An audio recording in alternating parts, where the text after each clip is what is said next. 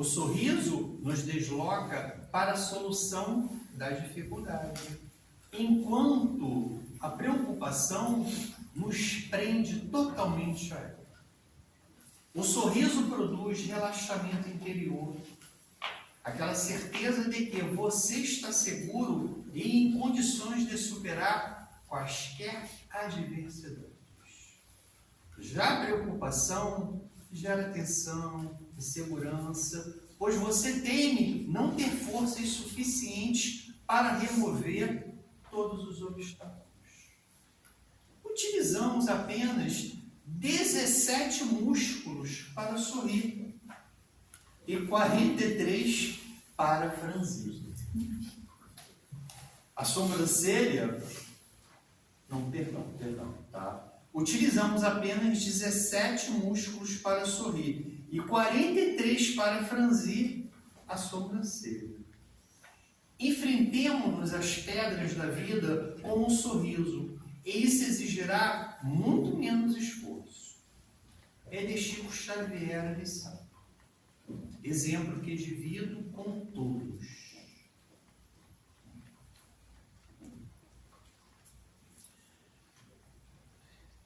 Às vezes fico triste, mas graças a Deus não sou um espírito triste. A alegria passa por cima de qualquer situação. E o bom humor nos ensina a não dar aos acontecimentos infelizes maior importância que eles têm. Vamos experimentar um sorriso agora mesmo? Não esperemos que alguma coisa boa aconteça para sorrirmos. Vamos sorrir para que as coisas boas aconteçam. Muito bacana, né? É quase um poema essa. Bom, então, senhores, a gente agora, né, já inicia os trabalhos aqui da abertura, né, da palestra, tá?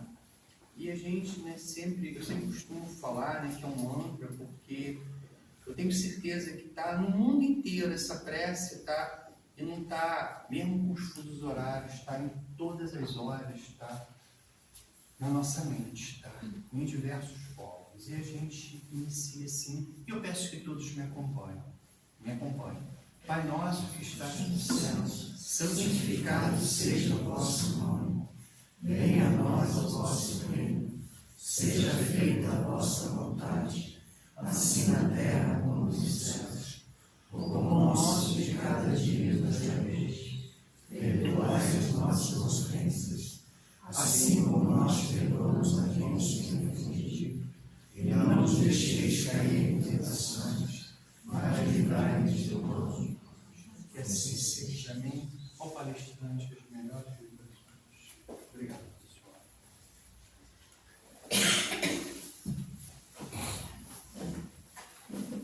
Boa noite, queridos irmãos. Boa noite. Sejam todos bem-vindos à casa, assim como eu estou me sentindo. Antes da gente começar diretamente no assunto, vou fazer um rápido preâmbulo aqui. Eu sou professor público aposentado, mas a área em que eu trabalhava era de ciências exatas, professor de matemática. E a partir de algum tempo eu passei a estudar, então eu virei um aluno, depois de um longo tempo um aluno que estuda a doutrina espírita. Tá? Então, aqui não estou como mestre, mas tenho aprendiz. Tá?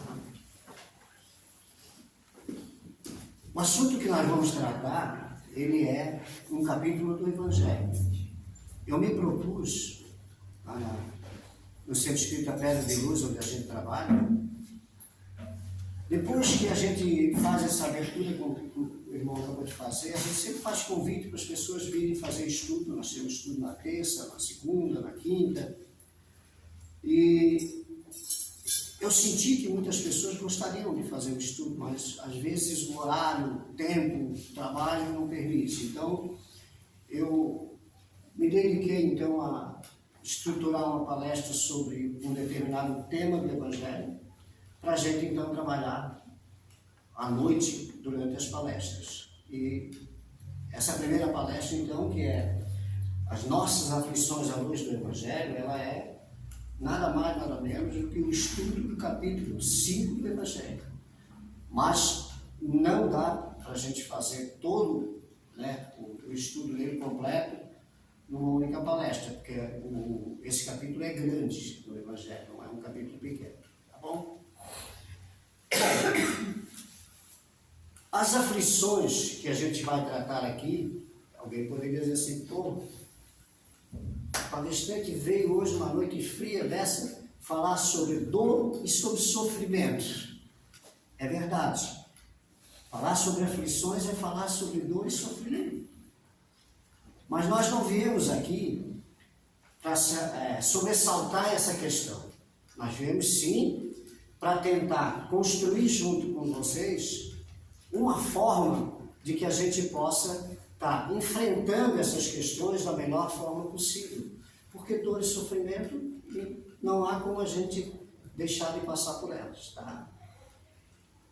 Falar sobre dor e sofrimento são situações que a maioria das pessoas, senão a gente não pode dizer até que é unanimidade, sabem bem do que a gente está falando.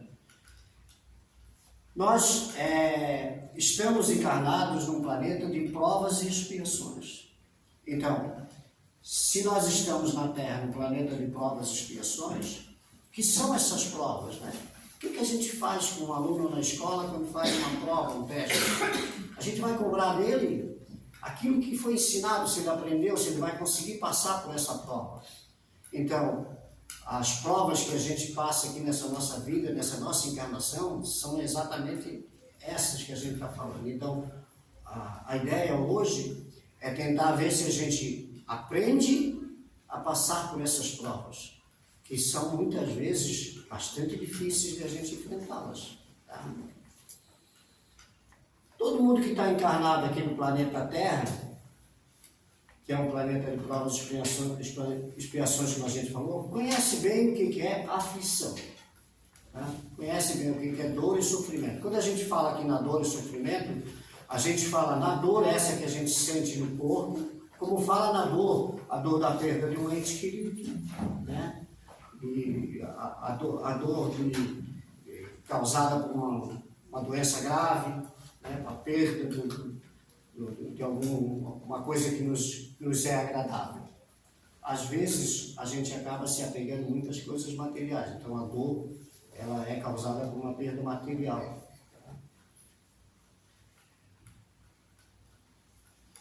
Allan Kardec, ele dedicou um capítulo inteirinho falando de dor e sofrimento, que é o capítulo 5 do Evangelho.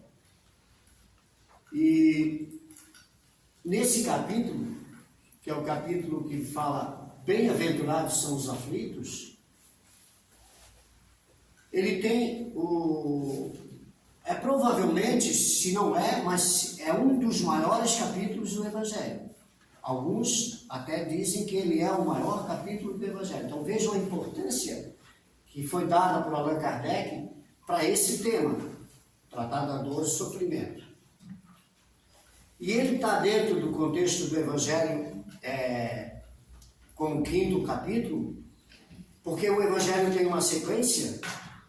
Nós já vamos ver aqui que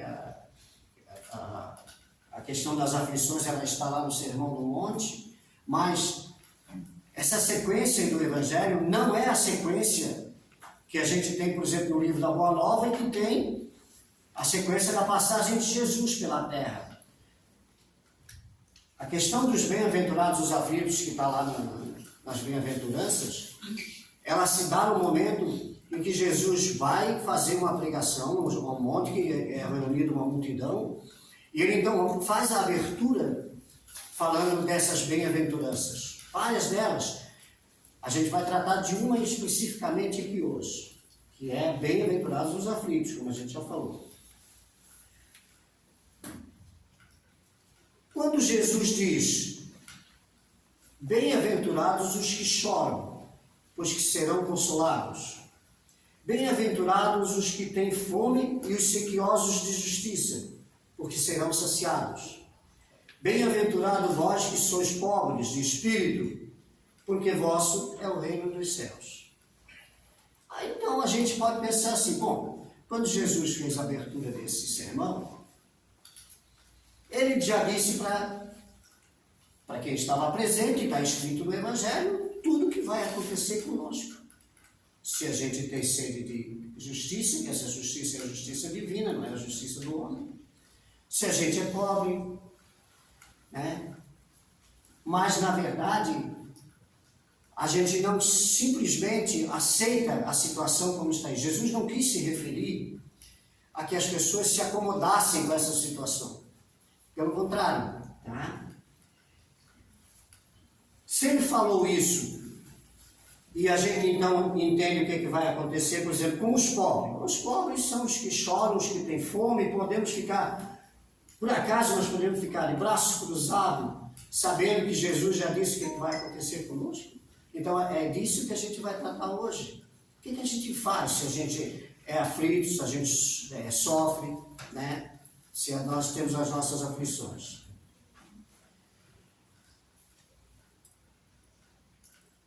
A resposta para essa pergunta é assim, vamos ficar de braço cruzado então? A resposta é não.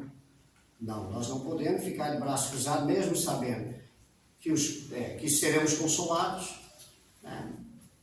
Porque para ser consolado é preciso que a gente faça alguma coisa. Não é simplesmente se acomodar com o que tem. Quando Jesus diz, bem-aventurados os aflitos, o reino dos céus lhes pertence, ele não se referia de modo geral aos que sofrem.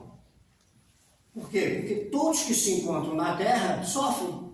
Então ele estaria falando a todos? Não. Ele fala que aqueles poucos que compreendem que somente provas bem suportadas podem conduzi-las ao reino de Deus.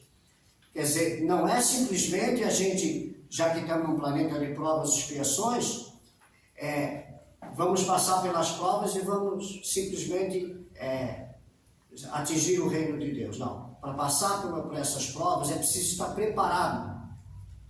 E quem é que vai nos preparar? É a doutrina espírita que vai preparar. A gente vai elencar aqui vários pontos em que a gente mostra quais são as causas desses sofrimentos e o que a gente pode fazer para passar por alguns sofrimentos que até independem da nossa vontade.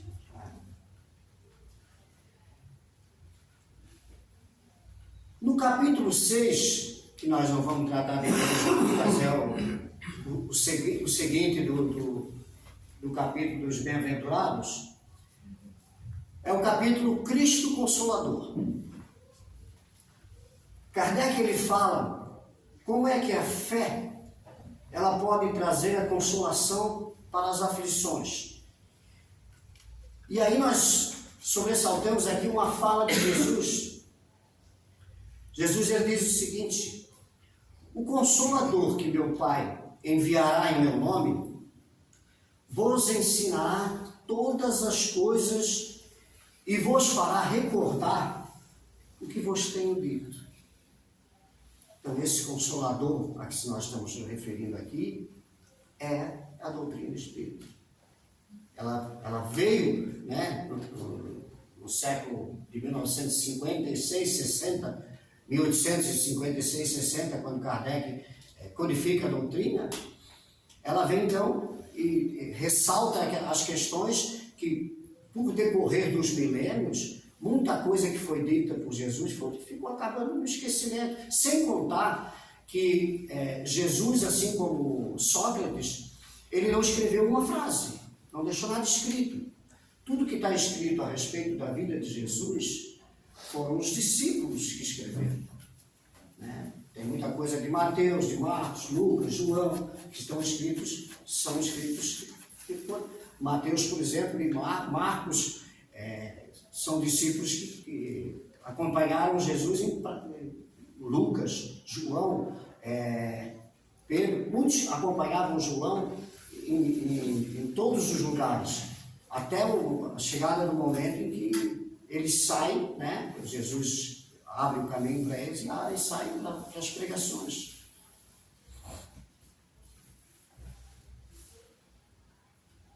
Quando a gente fala que o Consolador é a doutrina espírita, e nesse capítulo 6, é como se a gente tem que entender assim, num primeiro momento, Allan Kardec, ele fala então das aflições, das dores, dos sofrimentos, ele fala da enfermidade, esse capítulo. E no próximo, que é o capítulo 6, é como se ele oferecesse o remédio. O que é que a gente precisa fazer para diminuir os nossos sofrimentos? É a proposta, então, da doutrina espírita, como a gente falou. A gente vai fazer aqui trazer algumas questões que provavelmente muita gente já ouviu. Tem muita gente na doutrina espírita que até acredita na reencarnação, que não seria diferente se não seria espírita. Tem até uma bagagem de estudo da doutrina, mas tem o hábito de associar tudo o que acontece, a contrariedade, a dor e ao sofrimento, dizendo assim, isso é coisa do passado. Isso só pode ser coisa de vidas anteriores. Tem gente que diz assim, isso é karma. Mas será? Será que a maioria das nossas aflições, que é vinculada às existências anteriores, será que elas são vinculadas às existências anteriores?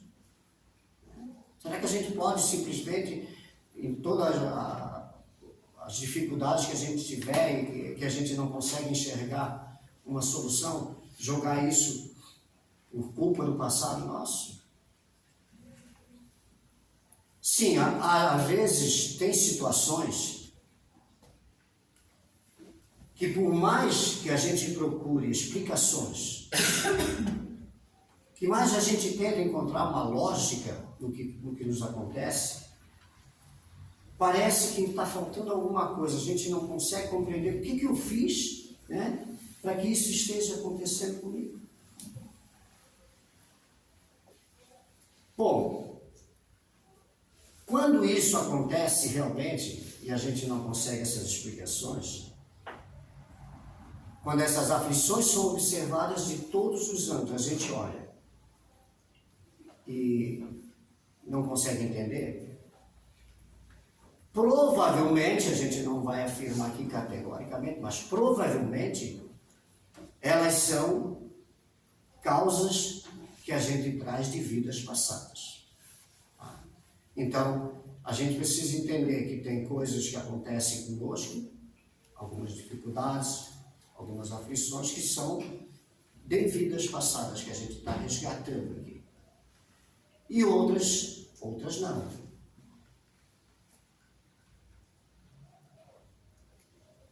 Para a gente entender essa questão, a gente vai analisar uma situação. Se considerarmos que Deus é soberanamente justo e amoroso, todo mundo considera Deus dessa forma, cuja justiça se faz com muita misericórdia. Então, Deus é soberano, justo, misericordioso. E que as nossas aflições, as vicissitudes e os problemas que a gente passa na vida derivam de uma causa, porque assim, se a gente tem uma prova para passar, alguma causa levou a ter isso. Não existe sem causa, né? Todo efeito tem que ter uma causa. Então, considerando essa a misericórdia de Deus, e que as nossas vicissitudes derivam de uma causa, e se Deus é justo, e a gente tem que passar por essa causa, por essa situação, essa causa só pode ser justa. Porque Deus não, de maneira nenhuma, como Ele trata todos os seus filhos, Ele traria para uns causas justas para outras causas injustas. Não, as causas são justas. Se nós temos alguns causas diferentes um do outro, isso sim, tá? Isso é verdade, porque não estamos todos, se a gente acredita em diversas encarnações, alguns já tiveram mais encarnações do que outros, uns já evoluíram mais do que os outros, mas todos nós estamos num planeta de provas e expiações, então temos uma igualdade enorme entre nós, né? Porque se assim não fosse, não estaríamos nesse planeta. Porque nos mundos ditosos as pessoas já não cometem, não dão mais ouvido, não cometem o mal. É o bem. O bem supera o mal nos mundos ditosos. Bom, e as causas atuais das nossas aflições? Se a gente for lá no Evangelho, no item 4 desse capítulo 5, eu vou ler exatamente como está lá para a gente entender. Allan Kardec escreve o seguinte: de duas espécies são as vicissitudes da vida, ou elas promanam, vêm de duas fontes bem diferentes. Umas têm causas na vida presente, nessa encarnação que nós temos aqui. Outras, fora dessas vidas, nas encarnações passadas. Se a gente for voltar remontando a origem da maioria dos males terrestres, que a gente vê aí todo dia, só abrir um canal de televisão, não se vê outra coisa senão um mal divulgado para tudo quanto é canto. Se a gente remontar-se a essa origem, a gente vai ver que muitos são consequências natural do caráter e do proceder do que os suporta. Então, dependendo do caráter, do modo como as pessoas agem, do modo como as pessoas lidam com as questões, é que a gente tem, então, os males nessa vida, né? E o que a gente vai fazer é tentar, né, achar um caminho para que a gente possa superar essas questões.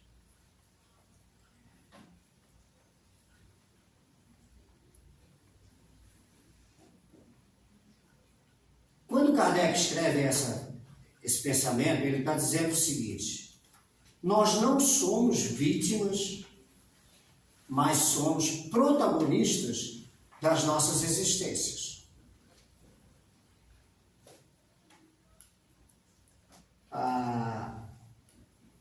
Algumas coisas que acontecem, como a gente já falou aqui, não são da atual encarnação, são das encarnações passadas, são as causas das vidas passadas. Mas, se na atual encarnação nós estamos encontrando muita dor, porque pode ser que uns tenham mais e outros tenham menos, muita infelicidade, exceto aquelas que realmente dizem respeito às expiações anteriores, cabe nos perguntar, cada um, quanto da minha responsabilidade há no que está acontecendo? Então, aquilo que acontece comigo, os problemas que eu tenho que ultrapassar, o que é a responsabilidade minha nisso? Será que dá para a gente estar sempre culpando os outros, jogando para as encarnações anteriores? É necessário, então, que a gente faça uma análise do nosso íntimo, dentro de nós, para ver se a gente está agindo da forma correta. O Evangelho é uma receita de moralidade. As leis morais, as leis do Evangelho são leis de comportamento, né? A doutrina espírita tem 3 pilares. Uma delas é exatamente essa questão. A doutrina tem religião, filosofia, ciência. A parte filosófica é a parte que a gente trabalha no Evangelho. A ciência foi como a forma como ela foi construída.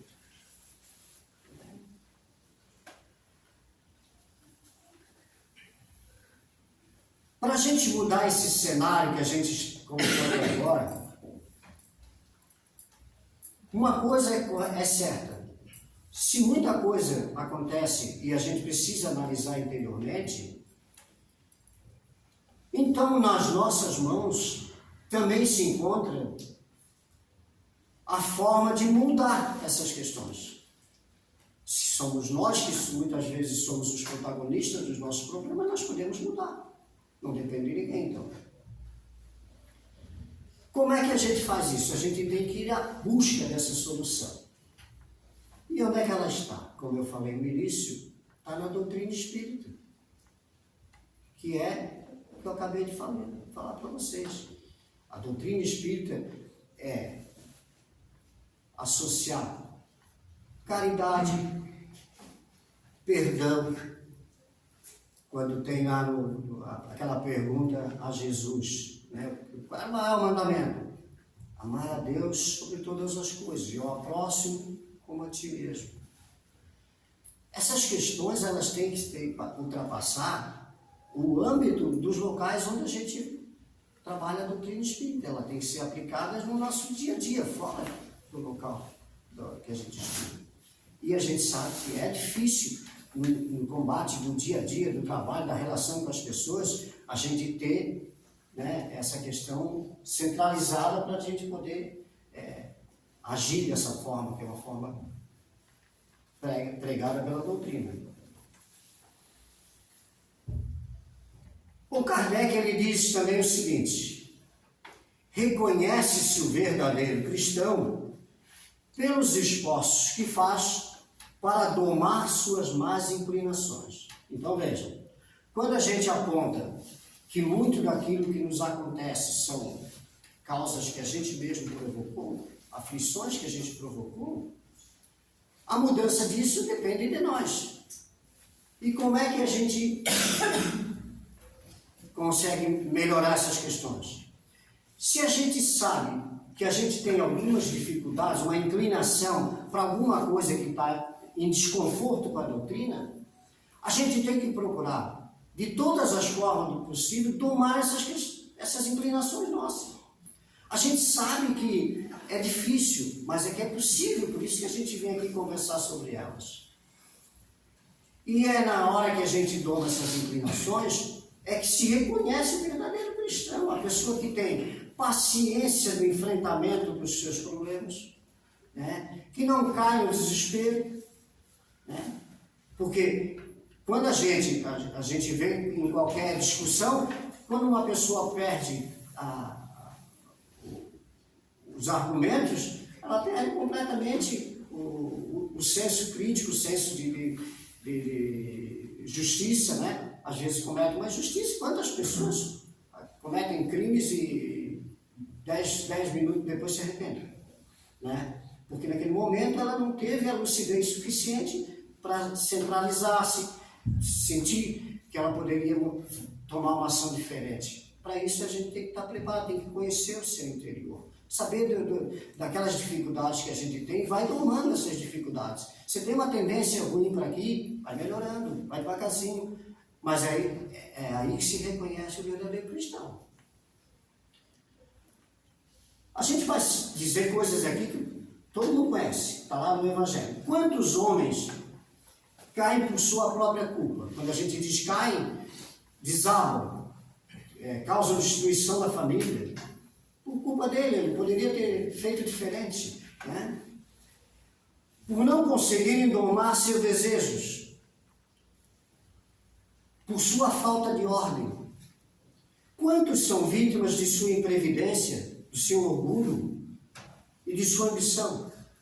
Quantas pessoas ambiciosas passam por cima de tantos interesses, né, para conquistar aquilo que não é o que a gente prega na doutrina espírita, porque aqui nós queremos construir uma pessoa de bem, uma elevação da moral, e não é do material.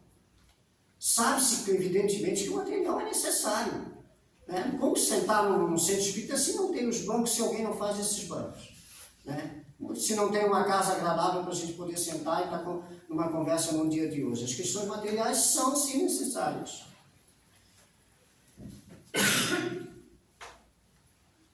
A gente vai dar um exemplo assim. São como as pessoas, esse exemplo ele está numa palestra uma dessas palestras, tem várias pessoas que já citaram esse exemplo. Tem gente que recebe o salário no início do mês, gasta o salário da forma que melhor lhe apraz. Você não se preocupa muito com a sua responsabilidade que vai ter ainda durante mais 30 dias, porque ele vai levar 30 dias para receber um lucro. E o que é que acontece? Com o passar dos dias, começam a surgir as contas a pagar, conta de telefone, conta de luz, às vezes tem aluguel, tem isso, tem aquilo, tem gasolina para botar no carro, tem o carro, a prestação para pagar. E aí a pessoa entra num desespero, começa a procurar soluções que não encontra, perde noites de sono, a pessoa acaba causando uma aflição, uma dor, um sofrimento totalmente desnecessário.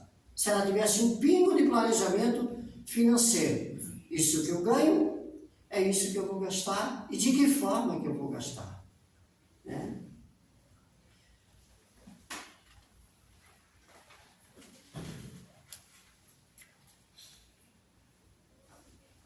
Também a desorganização, a pessoa que não é organizada, ela pode causar aflições. Por exemplo, outro exemplo também dito aí nas palestras, uma pessoa que precisa chegar ao trabalho na manhã, 8 horas. Tá? Aí ela acorda 10 para as 8. Veste-se rapidamente, não dá tempo nem de tomar um café pela manhã. E começa a procurar a chave do carro. Procura aqui, procura ali, procura ali. Quando acha a chave do carro, faltam 2 minutos para as 8. A Dudu usa essa palestra, na palestra ele usa esse exemplo. Embarca no carro e sai a primeira curva que ele faz, o trânsito está todo parado e ele está na fila e começa então a reclamação. Esse trânsito não tem mais jeito, porque a prefeitura não melhora a estrada. Sempre as reclamações caem na culpa dos outros. Isso vai fazer com que uma pessoa como essa não vai chegar no horário do trabalho. Quando ela chega, depois de conseguir ultrapassar todas as filas, chegar ao trabalho, vai chegar de mau humor. Não cumprimenta nem os colegas que chegaram no horário. Imagina o dia dessa pessoa. Que problema que ela arrumou para ela mesmo, totalmente evitável. Poderia evitar. Era só planejar, organizar a hora de acordar, né? Já sabe que não dá hoje, nenhum de nós consegue chegar num determinado ponto no mesmo tempo que chegava 10 anos atrás, no mesmo horário. Vai levar mais tempo, hoje leva mais tempo, tem muito trânsito, né? Aumenta o número de carros, as estradas não são a mesma coisa, então a gente tem que se planejar para essas questões, para evitar sofrimentos do dia a dia. O que nós podemos dizer, por exemplo, da ambição? As pessoas que querem fortunas, que já têm bilhões e ainda lutam para ter muito mais bilhões, muito mais dinheiro. Aquelas que querem adquirir prestígio social, serem conhecidas socialmente na sociedade, bem conhecidas, bem referidas na sociedade. Galgar postos, ser vereador, deputado, presidente, diretor, gerente, né? Quer galgar postos onde ela trabalha. E elas se dedicam tanto a isso que acabam esquecendo de ter bons momentos com os filhos, com a família, porque passam o tempo na busca desses interesses materiais. Não cuidam da saúde, tá? Nem do corpo, da saúde do corpo e muito menos da alma. Normalmente quem tem esse tipo de objetivo não sabe o que é alma, né? Mas a gente quer fazer aqui um alerta, porque a doutrina espírita, ela não faz uma crítica velada, né, às pessoas que buscam o progresso, tá? um lar mais confortável, todo mundo quer, todo mundo merece, um emprego mais estável, um emprego que possa, né, gerar nossas, sustentar as nossas necessidades. Porque essas questões, elas também nos ajudam no nosso desenvolvimento. Por isso que não é uma crítica a isso. A crítica é da forma como as pessoas buscam isso e deixando de lado as outras questões. Quando nós pautamos a nossa vida nas leis morais, nós vamos perceber quem seguir a doutrina espírita, pauta a sua vida nas leis morais, vai perceber que a grande parte das aflições que a gente tem no dia a dia, elas vão se apaziguando, vai se serenando, e novos caminhos, muito mais equilibrados do que a gente teve até agora, mais felizes se abrem para nós. A receita não é muito comprida, não é muito difícil de a gente executar. É evitar umas coisas que a gente faz que a gente já reconhece que a gente tomba naquela hora e descamba para o lado errado. Não podemos nos esquecer que os sofrimentos, mesmo os causados, provocados por nós, nessa encarnação, que a gente é obrigado a passar por eles servem como uma advertência que em algum momento das nossas vidas a gente procedeu mal, tanto nessa ou em outra encarnação.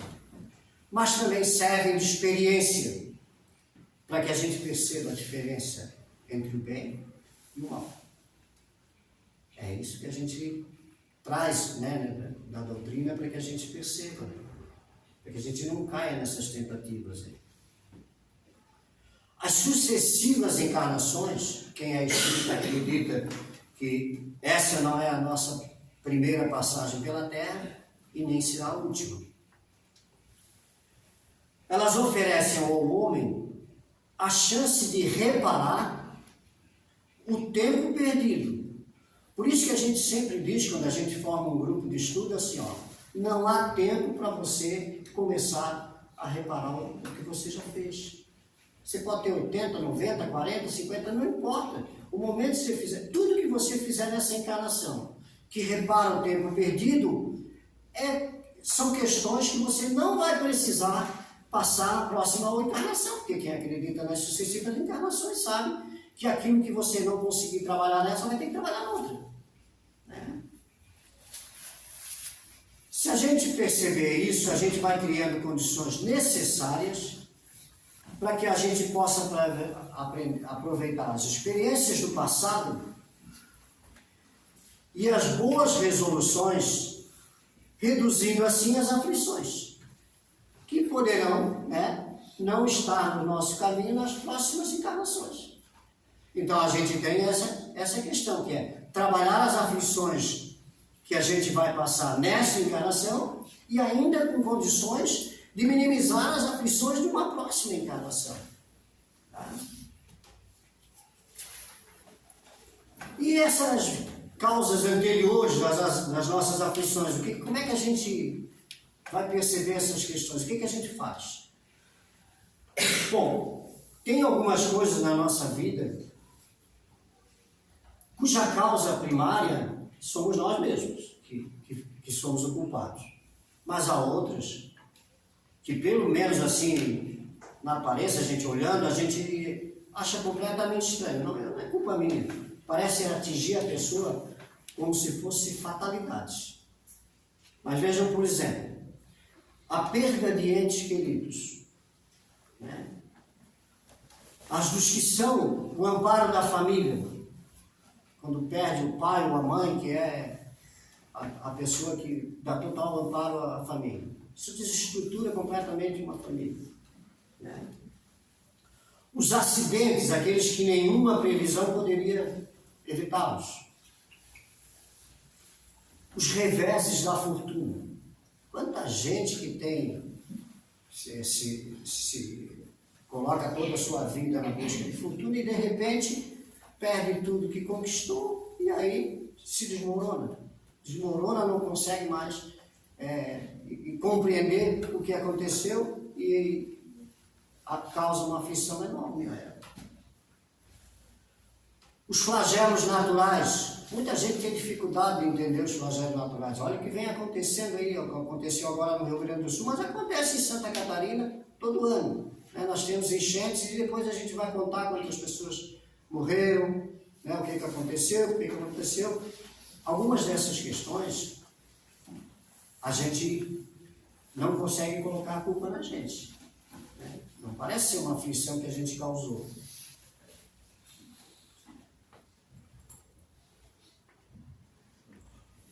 Uma criança que nasce, por exemplo, com defeito físico, defeito mental, o que essa criança fez nessa encarnação para acontecer o que acontece com ela? Evidente que essa questão não está nessa encarnação. É isso que a gente quer dizer. A pessoa está aqui, e vem para cá para tentar resolver uma causa, uma expiação. Isso é de alguma coisa que aconteceu em outra encarnação. Quantas pessoas que nascem e não chegam a ter a oportunidade de ganhar a vida pelo seu trabalho? Muitas pessoas têm nessa situação. Mas quantas vezes já nos perguntamos, por que tantas pessoas sofrem, enquanto outras, pelo menos na nossa visão, ao lado da gente, sob o mesmo teto às vezes, na mesma família, são favorecidas de todos os modos? O que dizer de crianças que morrem em tenra idade e nesta vida só conheceram sofrimentos, a gente acabou de falar. Os que nascem nessas condições, certamente nada fizeram nessa existência para merecer tão triste sorte, se é que nós podemos dizer assim. São essas situações até hoje, nem filosofia e nem religião conseguem justificá-las. Como nós já dissemos há pouco, Deus, que é justo, que é soberano, que ama todos os seus filhos com imparcialidade, não os pune, porque tem muita gente que gosta de dizer, isso é punição, eu estou pagando. Deus não pune, Deus trata todos os seus filhos da mesma forma. Somos nós que fazemos o mal, porque estamos num planeta ainda que o mal prevalece sobre o bem. E se não o fizemos na presente encarnação, o fizemos em outro anterior. É por isso que passa por isso agora. Tá? Claro que tem muitas pessoas que encarnam no planejamento encarnatório e ela decide vir para cá para passar determinada situação que ela entende que não conseguiu resolver em outras encarnações. Então é um desejo dela. Os sofrimentos devido às causas anteriores são muitas vezes consequência de falta cometida no passado, tá? Tendo provavelmente causado sofrimento a outras pessoas. Assim podemos entender que, pela pluralidade das existências e pela destinação da Terra, daquele local, como mundo expiatório, porque uns são tão bons, sofrem menos, e outros maus sofrem mais. É por toda a caminhada que a gente já fez e por tudo que a gente fez no passado. E aí, quando a gente disser que está pagando, mas não é culpa de ninguém, é sua mesmo. Porém, gente, tem solução. Hoje é um dia frio desse, o cara fala sobre o mal, não, tem solução. Se a gente elevar os nossos pensamentos e as nossas ações durante as sucessivas existências que ainda nós teremos, veremos que a cada um é atribuída a parte que lhe compete. Ninguém tem mais ou menos que o outro, sem prejuízo da que lhe tocará no mundo dos espíritos. E poderá constatar, quando lá estiver, que a justiça de Deus nunca se interrompe, que ela é infinita. Quando a gente desencarna, a gente passa por um período que é o mundo da erraticidade. Nesse momento, a gente consegue compreender coisas do passado, o presente que ela passou. A nossa alma, nós temos um corpo espiritual, na alma nós temos um perispírito. E o perispírito, ele grava essas questões que a gente lida no dia a dia. Quando a gente desencarna, isso está gravado no perispírito, como já ficou de outras encarnações. Então, quando está no mundo da erraticidade, a gente sabe o que fez anteriormente e o que fez nessa encarnação. E por isso, muitas vezes, tem que reencarnar. Aliás, nós teremos que reencarnar mesmo. Nós estamos ainda longe de entrar nos mundos ditosos, né? Fala-se muito que nós estamos num planeta de regeneração, num mundo de regeneração. Podemos sim, daqui a pouco estar na regeneração. Quem tem que se regenerar somos nós. Não é o planeta Terra. O planeta Terra vai continuar. Aí, se a gente não tomar cuidado, a gente destrói ele também. Mas é necessário que a gente faça essas modificações na nossa vida, se a gente quiser passar pela regeneração e atingir os mundos ditosos, onde o bem sobrepõe o mal. Se vocês pegarem lá no livro dos Espíritos, lá no item 6, lá da conclusão, nas últimas páginas dos livros dos Espíritos, Kardec fala assim, ó: o Espiritismo faz ver coisas de tão alto que a vida terrena perde parte de sua importância.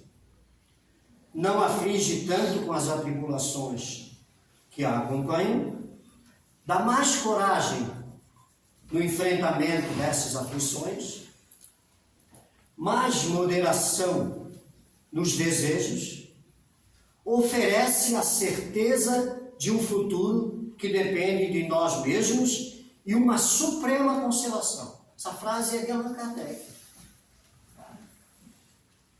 Para a gente chegar, então, nos finalmente, eu vou dizer uma questão, um texto aqui que é muita gente já ouviu, de forma um pouquinho diferente, e a gente vai usar ele aqui para a nossa situação, que é de Chico Xavier.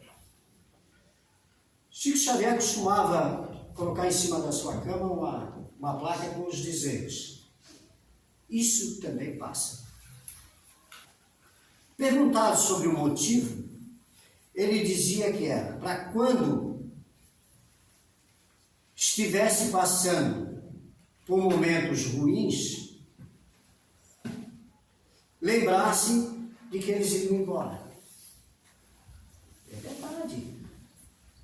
A gente costuma ver as questões na nossa vida durante essa única encarnação, mas tem coisas que vão embora na próxima encarnação, não é nesta.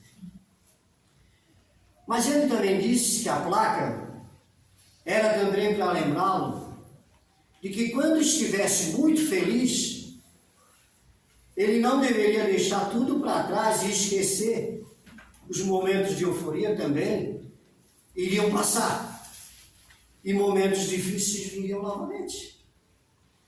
A Carolina, que é a nossa coordenadora dos estudos do Evangelho, ela costuma dizer uma frase que eu gosto muito de pensar sobre ela assim. Ela diz assim, ó: a nossa vida aqui na Terra, ela não é uma linha reta. Ela tem sempre momentos de alto e momentos de baixo. Na matemática a gente tem a curva do seno e do cosseno que são assim, que passam pelo eixo do X. É verdade, gente. Ninguém aqui tem uma linha reta de momentos só bons ou de momentos só ruins. Tudo passa. É preciso que a gente tenha fé, é preciso que a gente estude a doutrina espírita. É bom ouvir na doutrina, ouvir aqui alguém conversando sobre isso? É. Mas é preciso aprofundar no estudo. Quero agradecer imensamente a casa. Desejo que todos vocês tenham compreendido as nossas explanações.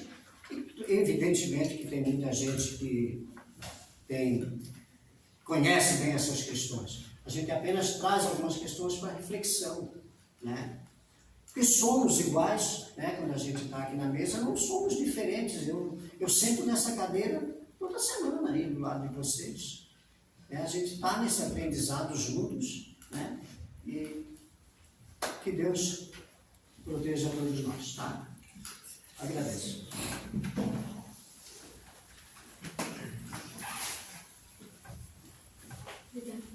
Obrigada pela explanação. Que Deus te abençoe. As aflições da vida nem sempre é aflição